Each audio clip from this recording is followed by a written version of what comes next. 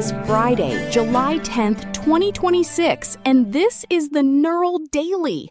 I'm Alyssa Montgomery, PhD, and I keep the kernel running while these boys dream. This is Leonard Cooper. I'm Vector Kane. And I'm Roxy Stone. We have a great show for you today. Yesterday, we walked through the Gemma 4 release and that Meta fiber deal. Today, we're staring down a $3 trillion reality check, a messy legal brawl over conversation logs, and some tiny robot boats out of MIT. It's a busy docket for a Friday, but honestly, we need to talk about this great reckoning first. Moody's and PwC are basically calling the industry's bluff. Oh, I love a good reckoning. Is this the part where the billion-dollar bills come due and everyone realizes the AI still can't make a decent cup of coffee? Close. PwC says 56% of CEOs report exactly zero financial return from AI so far. Not a cent in revenue or cost savings. But that's a systems optimization lag. Like, you can't just plug a superintelligence into a legacy database from 2004 and expect it to print money immediately. Actually, the Google Cloud report that just dropped found that 83% of organizations have to do a full infrastructure overhaul before they can even run agents. 83%? So basically, they bought a Ferrari, and now they're realizing they don't have a paved road to drive it on. Classic enterprise move. Here's the deal. The hyperscalers spent $400 billion last year, right? And AI revenue was only $25 billion. That's a return rate I wouldn't accept from my bookie. It's infrastructure velocity, Leonard. You're building the rails for the future. Like, the investment happens now. The ROI scales non-linearly next year. It's evolution. It's a money pit, Vector.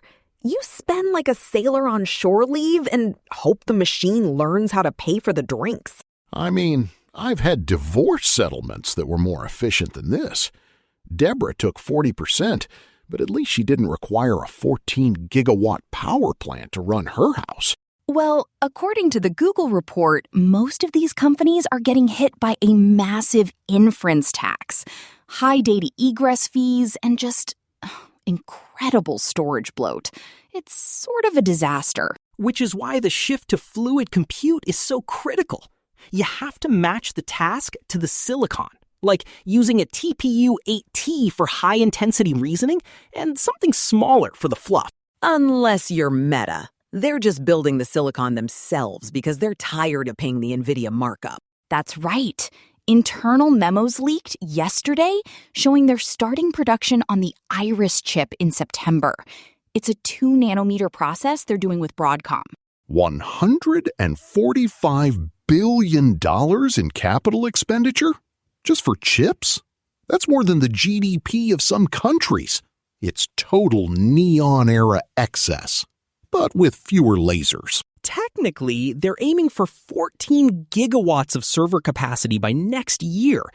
It's about total decoupling from the supply chain bottlenecks. It's about Zuck wanting to own the entire stack so he doesn't have to ask for permission. Typical. Barney does the same thing with the garden shed. Owns every tool, never uses half of them. If I may, they're moving to a 6-month release cadence for the hardware. It's incredibly fast. They want to optimize for their own recommendation engines, not just general-purpose compute. It's a big gamble.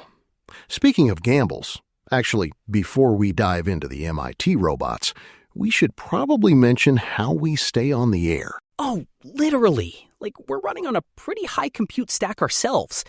Eric's got these research agents humming in the background. Which isn't free, sweetie. This show isn't magic, it's engineering.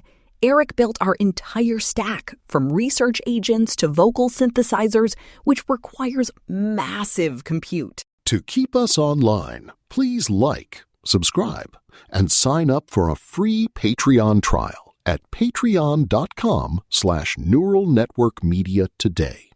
Your support makes this possible. No pressure, but the bulldog needs his steak. Anyway, focus on the waterfront for a second. Did you guys see these MIT float form robots? It's like aquatic Legos for adults. They're tiny square boats, Vector. 21 centimeters? I could accidentally kick one of those into the next canal without even trying. But they're a swarm. They use magnetic latches to snap together into bridges or floating stages. It's literally programmable infrastructure. It's a very elegant piece of code. Each robot is autonomous, but when they latch, a central planner calculates the thrust contribution for the whole structure. It's quite sophisticated. So if I want to walk across the water to a bar, these tiny boats just scurry over and make a floor for me? Technically, yes. It's the next evolution of the rowboat project. They can change shape in real time, depending on the load. It's the ultimate architectural hack. Wonderful. Now the robots are self-assembling escape rafts. Just what we need when the AI gets bored of answering our emails. While the engineers are building robot boats, the lawyers in Manhattan are shredding paper. The New York Times just went nuclear on OpenAI again. It's the discovery misconduct filing. They're asking the court to sanction OpenAI for allegedly destroying or withholding millions of ChatGPT conversation logs. Oh, well, OpenAI claims they're protecting user privacy. But the Times says those logs would prove the model is just copying copyrighted articles verbatim during training. I used that line in my second divorce. No, Linda, you can't see the receipts. It's a matter of personal privacy. Didn't work then. Shouldn't work now. If the judge grants the sanctions, they'll issue adverse inference instructions. That means the court basically tells the jury to assume the missing evidence was bad for OpenAI. But the model doesn't care about a court case. OpenAI just dropped GPT 5.6 today anyway. The velocity is completely unbothered by the legal friction. It sort of matters, Vector. If they lose the ability to train on high-quality journalism, the models will start to degrade. It's the data transparency crisis I've been worried about. Well, let's see if the new model is actually worth the hype. Now it's time for Lab Roundup, our Friday segment where we break down the week's biggest technical shifts.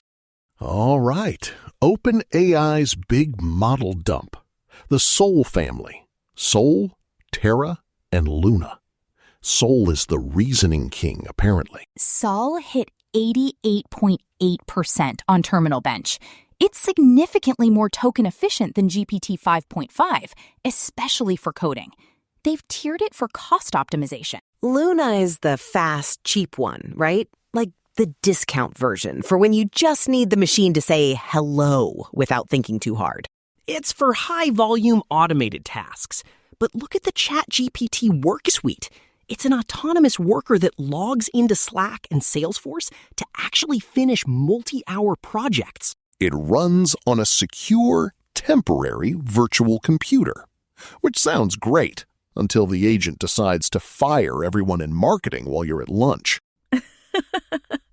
Well, Fiji Simo isn't around to manage the rollout anymore. She just stepped down from the AGI deployment team. Health reasons, supposedly. Actually, she was the primary architect of the whole agentic strategy. It's a huge loss for OpenAI. But they're leaning into this national security doctrine now to compensate. Sam Altman is basically auditioning for a role in the Pentagon at this point. Banning mass surveillance use, promising infrastructure protection. He's framing the lab as a state asset. There are literally rumors of the U.S. government taking a 5% equity stake. It would make OpenAI the first official national lab for intelligence, which is huge for velocity. It's huge for regulation, too. They're trying to dodge the EU AI Act deadlines by cozying up to the feds. Smart move, but totally transparent. Well, they might need the help. New spending data from RAMP shows that Anthropic has actually surpassed OpenAI in enterprise spend this week, 34% to 32%. Wait, really? The safety-first guys are actually winning the wallet war? Companies are scared of hallucinations and leaks, Leonard. Anthropic's enterprise-first focus is finally paying off. They're the boring and reliable option in a room full of chaos. But OpenAI just signed Deutsche Telekom. They're building self-healing mobile networks for 260 million customers. That's massive infrastructure scale. They also found that SWE Bench Pro, the big coding benchmark, is 30% flawed. A lot of the tasks were too vague or had misleading requirements. It's a bit of a crisis for Model Eval. So the models might not be getting smarter. The tests are just getting easier to trick. Classic radio tactic. If the ratings are low, just change the way you count the listeners.